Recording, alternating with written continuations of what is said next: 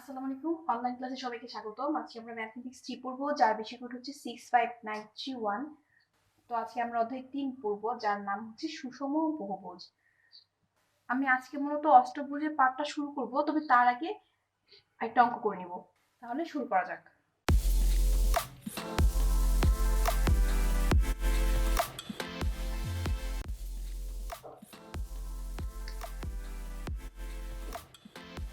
সমান পরিসীমা বিশিষ্ট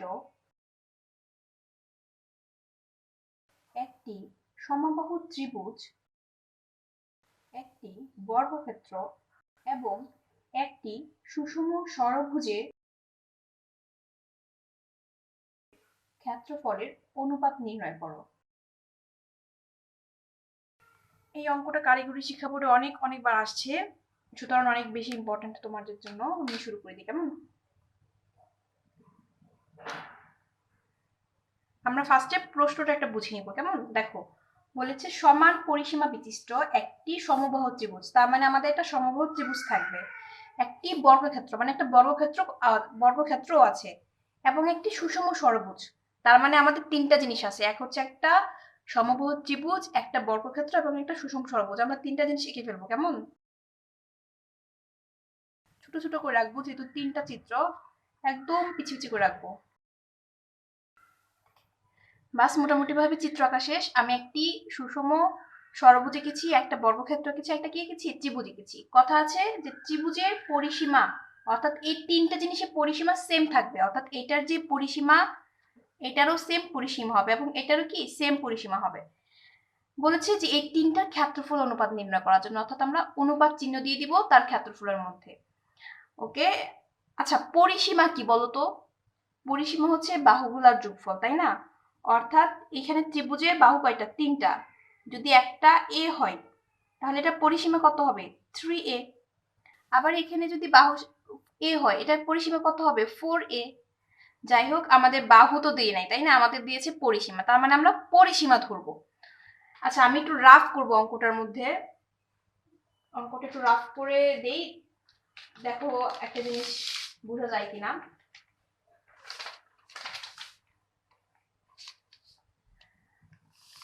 দেখো, আমি অঙ্কটা সরাসরি স্টার্ট করে দিব, কিছু পারতে হবে না, কিছু বুঝতে হবে না। দেখো কি করি।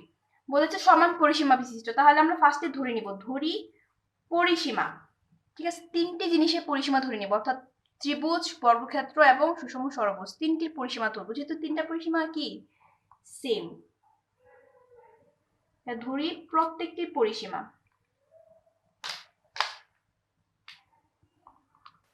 প্রত্যেকটির পরিসীমা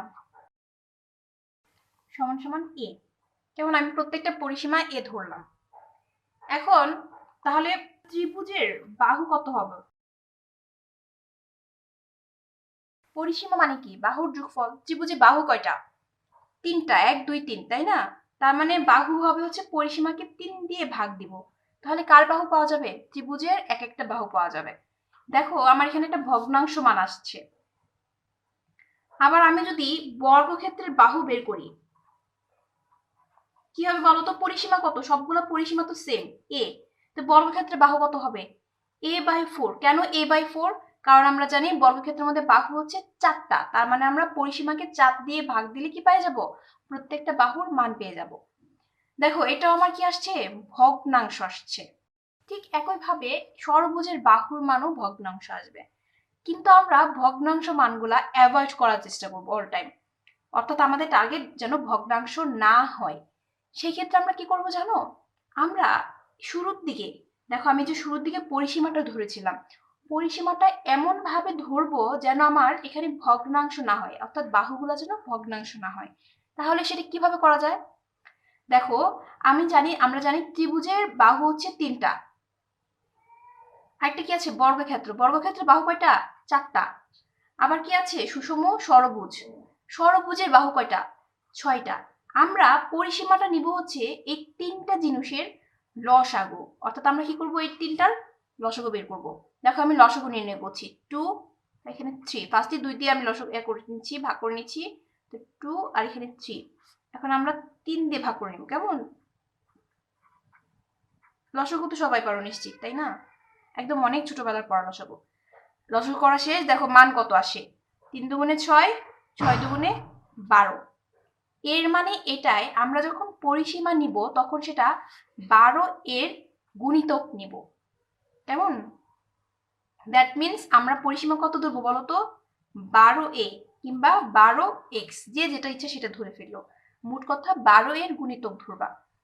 অঙ্কটা মূলত যে একটু রাফ করছি এই কারণে যে আমি 12a ধরবো।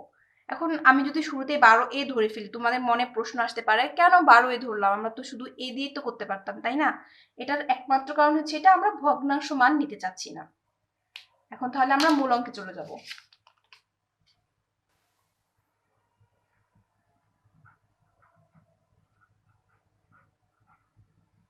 কি করবো বলতো, ধরি প্রত্যেকটির পরিসীমা, তাই না? চাইলে একটু বড় করে লিখতে পারো, ধরি সমবাহু ত্রিভুজ বর্গক্ষেত্র এবং সুষম ষড়ভুজের পরিসীমা সমান সমান 12a। আমি ছোট করে লিখবো, ধরি প্রত্যেকটি পরিসীমা। যেহেতু কোনো একক দেওয়া নেই, আমরাও একক দিব না, আমরা একক দিয়ে দিব, 12a একক। ঠিক একই রকম ভাবে, সুতরাং সমবাহু ত্রিভুজের বাহুর দৈর্ঘ্য,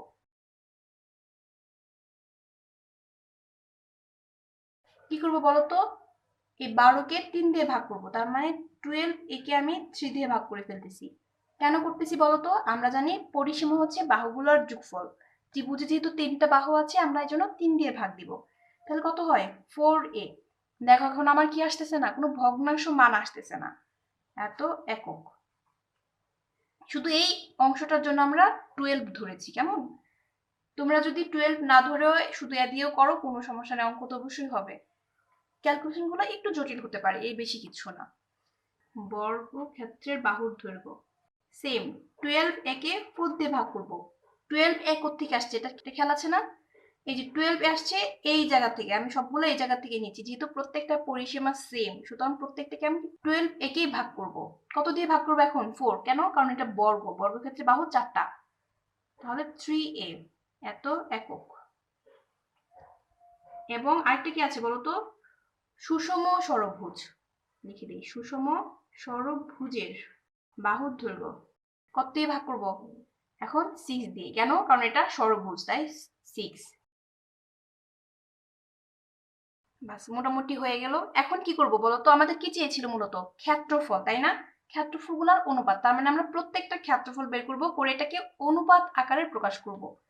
এখন আমরা তাহলে ক্ষেত্রফল বের করে নিব।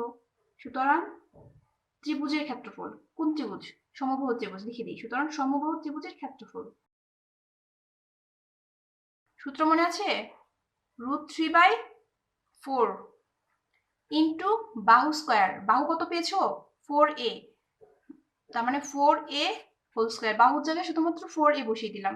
আমি প্রত্যেকটা বাহুকে একটু মার্ক করে দিই, দেখো এখানে বাহু পেয়েছি 4a, এখানে পেয়েছি 3a, এখানে পেয়েছি 2a। বাহুগুলোর জায়গায় সরাসরি আমরা তার মানগুলো বসিয়ে দিচ্ছি, ক্যালকুলেশন করে মান বসিয়ে দিব, √3/4 ইন্টু 16 স্কয়ার। এর থেকে বেশি ভাঙানোর দরকার নাই, পরে আচ্ছা আমরা একটু ক্যালকুলেশন করে নিই। দেখো 4 দিয়ে 16কে ভাগ করা যায়, কত হয়, 4 দিয়ে 16কে ভাগ করে 4, তার মানে আমরা পাবো 4√3 স্কয়ার। এখন আমরা বের করবো কি, বর্গক্ষেত্রের ক্ষেত্রফল, তাই না? ক্ষেত্রফল ইকুয়াল টু বর্গক্ষেত্রের ক্ষেত্রফলের সূত্র কি বলতো, দেখো আমরা জানি ভূমি ইন্টু উচ্চতা, মানে কি এটা একটা বাহু, এটা একটু বাহু, তাই না? দুইটা তো সেম, তার মানে বাহু স্কয়ার আমরা বলতে পারি। বাহু স্কয়ার আমরা সরাসরি মান বসাবো, মানে কি 3a square, 3a square equal two, calculation করে মান বসিয়ে দিচ্ছি, 9a স্কয়ার। এবং সুষম ষড়ভুজের ক্ষেত্রফল সূত্র জানি, 3√3/2, তাই না? ইন্টু বাহু স্কয়ার, বাহু কত, 2a, 2a হোল স্কয়ার। আজকে আমরা সরাসরি সূত্রটা বসিয়েছি, এতদিন পর্যন্ত আমরা 6 দিয়ে করেছিলাম, 6 ইন্টু √3/4। দেখো এখানে একটু করি, হ্যাঁ, 6 ইন্টু √3/4 ইন্টু বাহু স্কয়ার। এই সূত্র দিয়ে এতদিন আমরা অঙ্কগুলো করেছিলাম। দেখো আমি যদি কাটাকাটি করি, তাই এখানে 3, এখানে 2, তার মানে 3√3/2, এটাকে সংক্ষেপে এরকম লেখাই যায়, তাই না? অনেকে এটা সরাসরি মুখস্থ করে ফেলেছো, এরকম মুখস্থ করার দরকার নেই, অনেক জিনিস তো মুখস্থ করতে হবে। সুতরাং যেগুলো মুখস্থ না করলেও হয় সেগুলোকে মুখস্থ না করে মনে রাখার চেষ্টা করবা। 3√3 ডিভাইডেড 2 ইন্টু 4 স্কোয়ার। হালকা একটু ক্যালকুলেশন করা যায়, আমরা ক্যালকুলেশন করে নিব। 2 দিয়ে 4 কে ভাগ করে দাও, তাহলে কত হয়? 6√3 স্কোয়ার। এখন আমরা কি করব বলো তো? তাহলে আমাদের অনুপাত বের করতে হবে, তাই তো? আমরা সবগুলোকে অনুপাত আকারে লিখে ফেলবো। সুতরাং সমবাহু ত্রিভুজের ক্ষেত্রফল অনুপাত বর্গক্ষেত্রের ক্ষেত্রফল অনুপাত সুষম ষড়ভুজের ক্ষেত্রফল, তাই না? এইভাবে লিখবো, লিখে ফেলি। তাহলে সমবাহু ত্রিভুজের ক্ষেত্রফল অনুপাত চিহ্ন দিয়ে দিলাম। এখন কি লিখবো? বর্গক্ষেত্রের ক্ষেত্রফল অনুপাত আরেকটা কি আছে? সুষম ষড়ভুজের ক্ষেত্রফল। এটা তো র।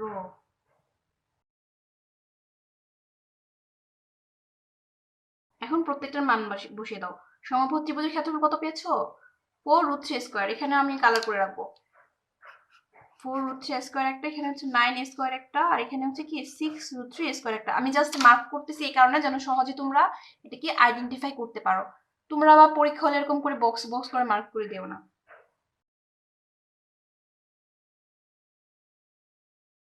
সমবাহু ত্রিভুজের ক্ষেত্রফলে মান বসালাম, বর্গক্ষেত্রের ক্ষেত্রফলে মান বসালাম, অনুপাত।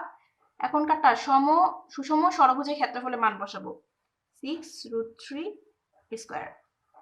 আচ্ছা, আমি যে কথাগুলো বলি যে বক্স বক্স করে মান বসিয়ে দিও না, এই কথাটা কেন বলি জানো?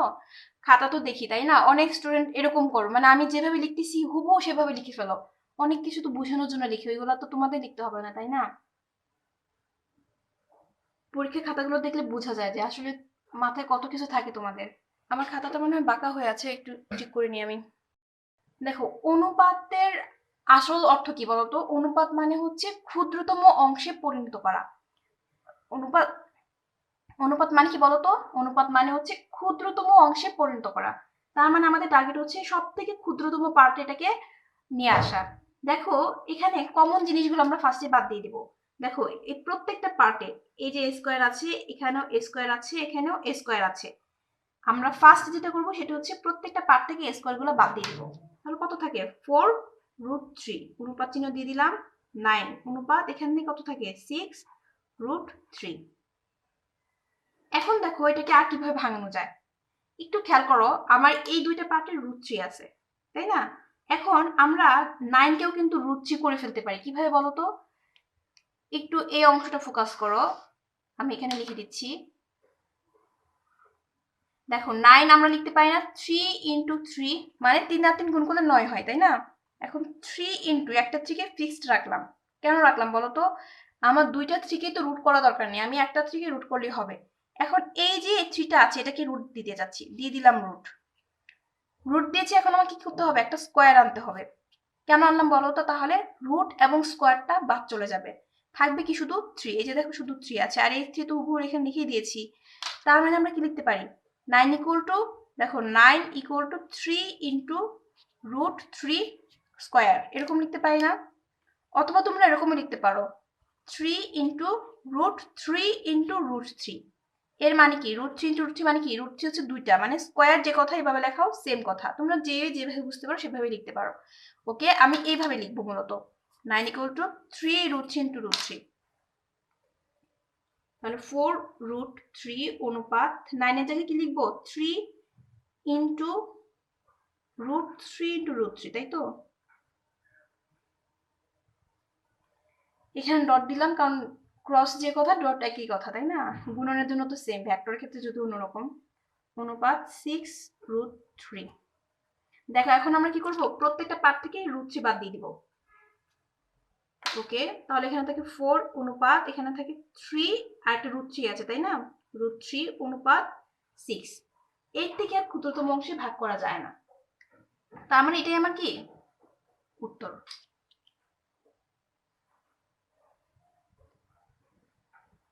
কে কে বুঝতে পেরেছো অবশ্যই কমেন্ট বক্সে জানিয়ে দিবা। আর যদি ক্লাসটি ভালো লেগে থাকে অবশ্যই ফ্রেন্ডদের সাথে শেয়ার করবা। যারা এখনো সাবস্ক্রাইব করনি তারা সাবস্ক্রাইব করে দিবা। আমি এখন অষ্টভুজের পার্টে চলে যাব। আমরা অষ্টভুজ শুরু করে দিচ্ছি। দেখতেই পাচ্ছ আমি অলরেডি একটা অষ্টভুজ এঁকে রেখেছি। আমি অষ্টভুজটা কিভাবে এঁকেছি আমি তোমাদেরকে অলরেডি ভিডিও আপলোড দিয়ে দিয়েছি, তোমরা ভিডিওটা অবশ্যই দেখে নিবা। যদি তোমরা একটা পারফেক্ট সুষম অষ্টভুজ আঁকতে চাও ওই রুলসটা ফলো করলে করতেও পারো। আর এছাড়া আমি আরেকটা ভিডিও দিব অষ্টভুজ অঙ্কনে, সেটা হচ্ছে বর্গক্ষেত্রের ভিতরে কিভাবে তুমি একটা সুষম অষ্টভুজ আঁকবা, সেটাও তোমাদের যেহেতু প্রশ্নে আছে ওইটাও তোমাদেরকে শিখিয়ে দিব, কেমন? তো আমি এখন অষ্টভুজের কি কি জানবো বলো তো? ক্ষেত্রফল জানবো ফার্স্টে, তারপর পরিসীমা তো আমরা সবাই জানি অলরেডি যে পরিসীমা হচ্ছে বাহুগুলোর যোগফল। আমি একটু এখানে লিখে দিই, কেমন? আমরা ক্ষেত্রফল নির্ণয়টা শিখবো কার? অষ্টভুজের। আর পরিসীমা তো জানি তাই না? পরিসীমা কি? বাহুগুলোর যোগফল। অষ্টভুজে বাহু কয়টা? 8টা। তার মানে পরিসীমা কত হবে? যদি একটা বাহু এ হয় তাহলে পরিসীমা হবে 8a। ওকে, আমরা তাহলে ফার্স্টে ধরে নিব অষ্টভুজের প্রত্যেকটা বাহুর মান, অর্থাৎ যেহেতু এটা সুষম তার মানে একটা বাহু যদি এ হয় প্রত্যেকটা কি হবে? এ হবে। আমরা দেখো প্রত্যেকটার মান দিয়ে দিচ্ছি। আমরা ক্ষেত্রফল নির্ণয় করবো, তাই তো? দেখো আমি তোমাদের ক্ষেত্রফল কিভাবে নির্ণয় করতে হয় একটা সূত্র শিখিয়ে দিচ্ছি। তার আগে আমার নিজের সুবিধার্থে একটু ড্রয়িং করে নেই।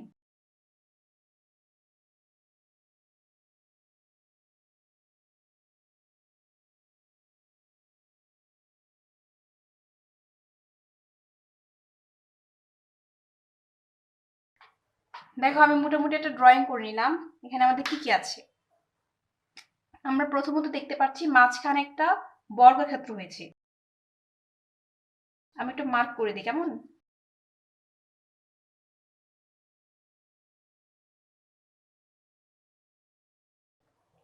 দেখো আমি মাঝখানে বর্গক্ষেত্রটাকে একটু মার্ক করে দিয়েছি।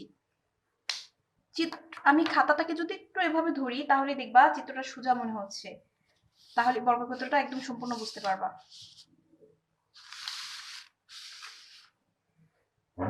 এখন ঠিকঠাক, এখন একটু খেয়াল করলে বুঝতে পারবা। দেখো বর্গক্ষেত্রটা কি এখন মনে হচ্ছে না একটা বর্গক্ষেত্র হয়েছে?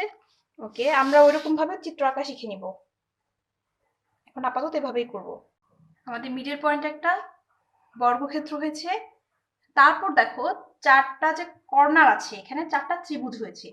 আমি এই ত্রিভুজ চারটা একটু মার্ক করে দিই, কেমন? ত্রিভুজ চারটা গ্রিন দিয়ে মার্ক করে দেবো।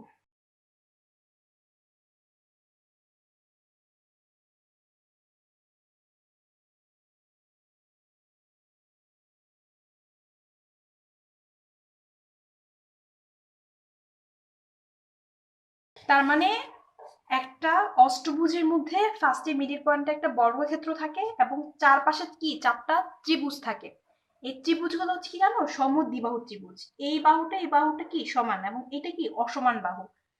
এবং এছাড়াও দেখো হোয়াইট যে অংশটা আছে এটা কি হয়েছে? একটা আয়তক্ষেত্র হয়েছে। তার মানে চারটা আয়তক্ষেত্র রয়েছে।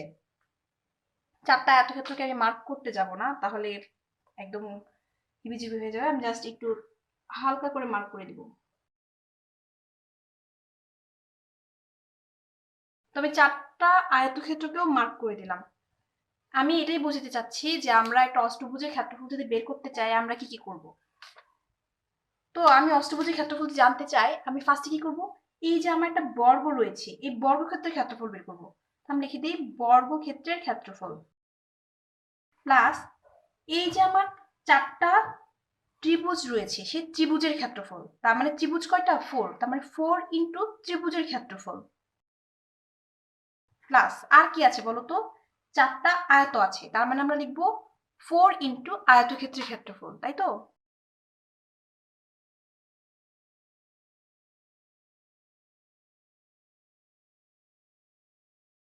আমি এখানে 4 কেন দিয়েছি বুঝতে পেরেছো?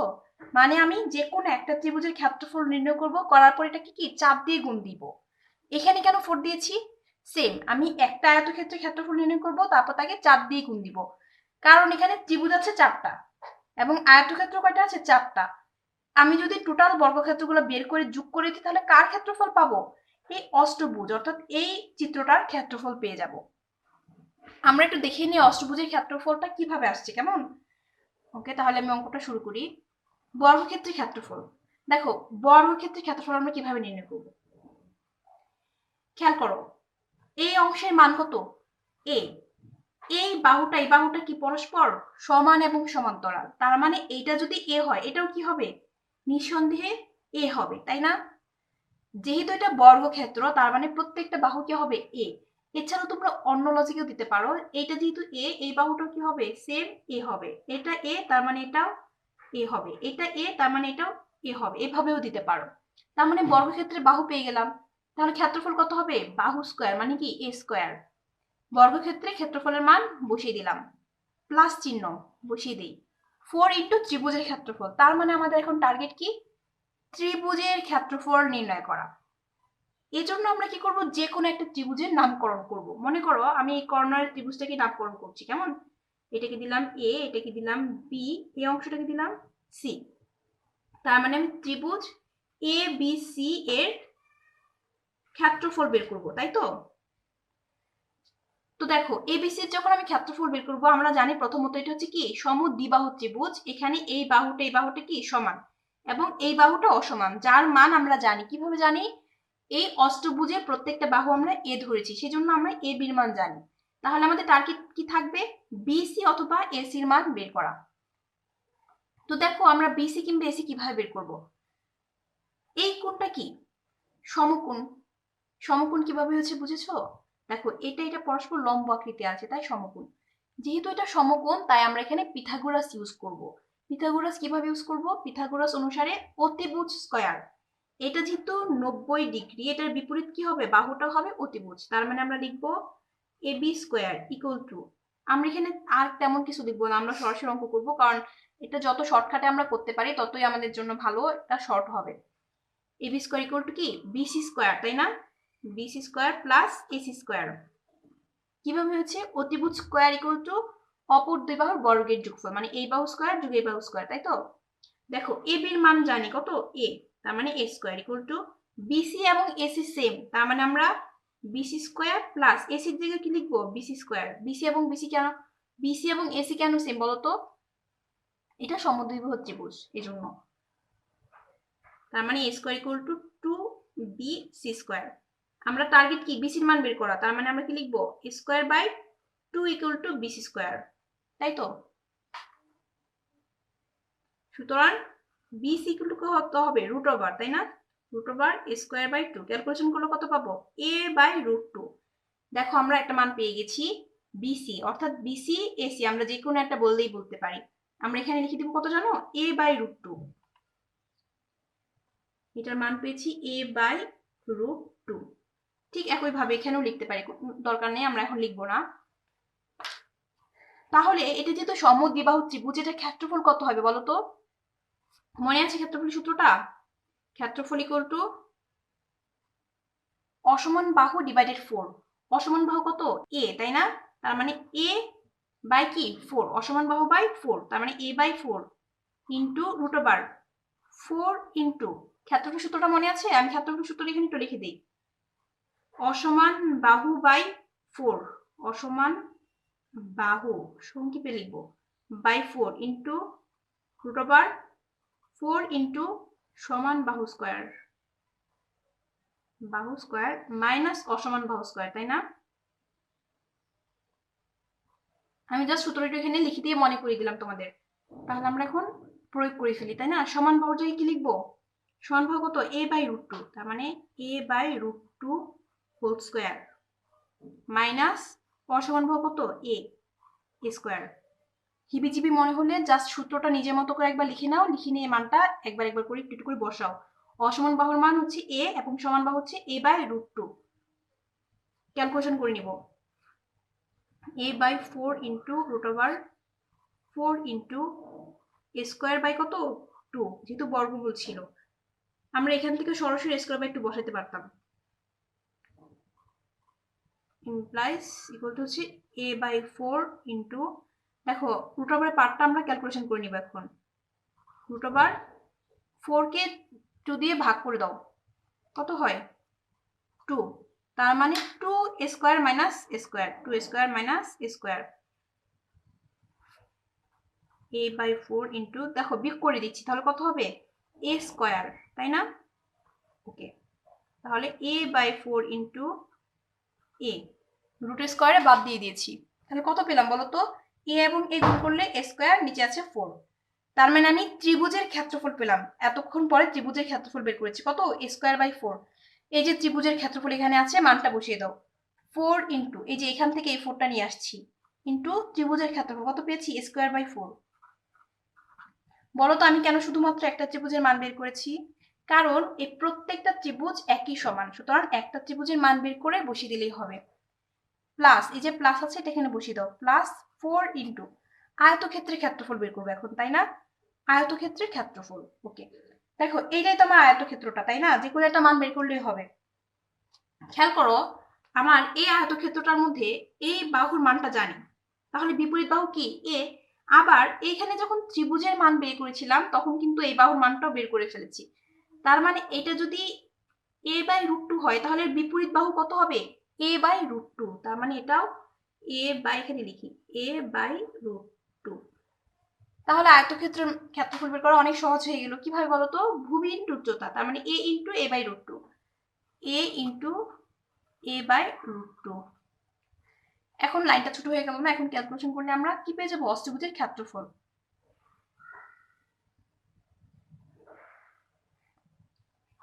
স্কয়ার, দেখো 4 এবং 4 বাদ চলে যায়, তাহলে এই প্লাস চিহ্নটা দিয়ে দিই, প্লাস স্কয়ার প্লাস 4 ইন্টু, দেখো a এবং a গুণ করে দাও, কত হয়? a²/√2 যোগ, তাহলে 2 স্কয়ার প্লাস, দেখো আমরা 4 কে ভাঙাইতে পারি এরকম করে, এখানে লিখি সমান সমান 2 ইন্টু 2 করে, হ্যাঁ, ইন্টু a²/√2। কেন করছি একটু পরে বুঝতে পারবা, আমি জাস্ট √2 কে ভাঙানোর জন্য করছি। দেখো আমরা এখান থেকে 2 কমন নিতে পারি, 2 স্কয়ারও কমন নিতে পারি, তাহলে এখানে কত থাকে? 1 প্লাস একটা 2 চলে গেল, আরেকটা 2 আছে না? 2 ইন্টু এখান থেকে স্কয়ার কমন চলে গেছে, তার মানে 1/√2 ইকুয়াল টু 2a, সরি এটা স্কয়ার। কি করেছি বলতো? আমি 2 স্কয়ারটা কমন নিয়েছি, তাহলে 2 স্কয়ার কমন চলে গেল, এখানে শুধু কি থাকলো? 1 থাকলো। আবার এখান থেকে 2 চলে গেল, এই স্কয়ারটাও চলে গেল, থাকলো কি? শুধু একটা 2 থাকলো, আবার 1/√2 থাকলো। ওকে, তারপর দেখো আমরা কি করব? 1 প্লাস এই 2টাকে আমরা কি লিখবো জানো? এই √2 সাথে মিলিয়ে লিখবো, তার মানে √2 ইন্টু √2 লিখবো। কেন √2 ইন্টু √2 হলো বলো তো? আমরা √2 দিয়ে √2 কে ভাগ করতে চাচ্ছি, তাই। কিভাবে লিখলাম মনে আছে? একটু আগে যে করে দিয়েছিলাম, 2 কে আমরা লিখতে পারি √2 ইন্টু √2। কেন? কারণ √2 হোল স্কয়ার দেওয়া যায়, স্কয়ারের রুটে কাটা চলে যায়, শুধু 2ই থাকে, তাই না? এই লজিকে এটা আমরা করেছি। 2 স্কয়ার ইন্টু, দেখো এখন √2 দিয়ে √2 ভাগ চলে যাচ্ছে, থাকে কি? 1 প্লাস √2, 1 প্লাস √2। আমরা জাস্ট সংখ্যাগুলোকে এক পাশে রাখবো আর অজ্ঞাত রাশিটাকে আরেক পাশে রাখবো, তাহলে কি লিখবো? এই অংশটাকে আগে লিখবো, তাই না? 1 প্লাস √2 ইন্টু কি? স্কয়ার। আমরা যদি এটাকে কথায় লিখতে চাই কি লিখবো? 1 প্লাস √2 ইন্টু এ কি বলতো? বাহু, তার মানে আমরা লিখবো বাহু স্কয়ার। অবশেষে আমরা পেয়ে গেলাম হচ্ছে অষ্টভুজের ক্ষেত্রফলের সূত্র।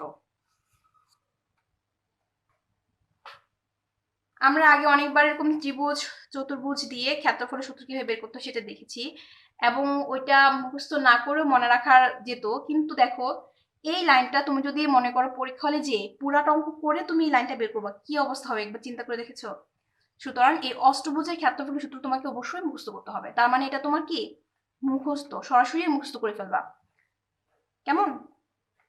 এইভাবে কেউ মানে যদি বাই চান্স ভুলে যাও তখন যে লজিকটা কাজে লাগেও, কিন্তু আমার মনে হয় না যে অষ্টভুজের ক্ষেত্রফল সূত্র শেখা ছাড়া খুব একটা বেনিফিট তোমরা পাবা। সুতরাং এই সূত্রটা তোমাদের মাস্ট শিখতে হবে। আমি শুধুমাত্র প্রসেসটা দেখিয়ে দিলাম এই কারণে, কারণ এই অষ্টভুজের ক্ষেত্রফল সূত্রটা কিভাবে আসছে এটা নিয়ে তোমাদের অনেকেই দেখিয়ে যে প্রশ্ন করে, ম্যাডাম ওই ত্রিভুজের ক্ষেত্র থেকে কিভাবে সূত্র আনা যায়, রম্বস কিভাবে আনা যায়, এরকম চিন্তা ভাবনা তোমাদের থাকে, তাই আমি পাঠটা দেখিয়ে দিলাম। আর অনেকেই তো আছো যারা একটু মুখস্থ করতে কম পছন্দ করো বা ভুলে টুলে যাও, ওরা যখন পরীক্ষা হলে যায় দেখবা মনে করতে পারতেছো না, তখন এরকম করে বাই করে নিতে পারো, কোনো সমস্যা নাই, সিস্টেমটা জানা থাকলো। তবে আমি মনে করবো যে এটা মুখস্থ করা একদম তোমার মানে ফরজ জারি বলে, একদম মুখস্থ করতে হবে। কেমন? আমরা অষ্টভুজের কয়েকটা অঙ্ক করে ফেলবো আজকেই। ক্লাসটা অলরেডি অনেক বড় হয়ে যাচ্ছে, শুরু করা ঠিক হবে কিনা বুঝতে পারছি না। অষ্টভুজের অতি সংক্ষিপ্ত প্রশ্ন না হলেও 3 ধরনের করাতে হবে, কেমন? আচ্ছা আজকেই করিয়ে দিব, কিন্তু এটা সেকেন্ড ভিডিওতে, কেমন? আমি এক্ষুনি করে দিচ্ছি। কিন্তু এটা পরবর্তী ভিডিওতে। ওকে, তাহলে এখন আপাতত এই ভিডিওটা অফ রাখো, সেকেন্ড ভিডিও দেখার জন্য রেডি হয়ে যাও, কেমন? আল্লাহ হাফেজ।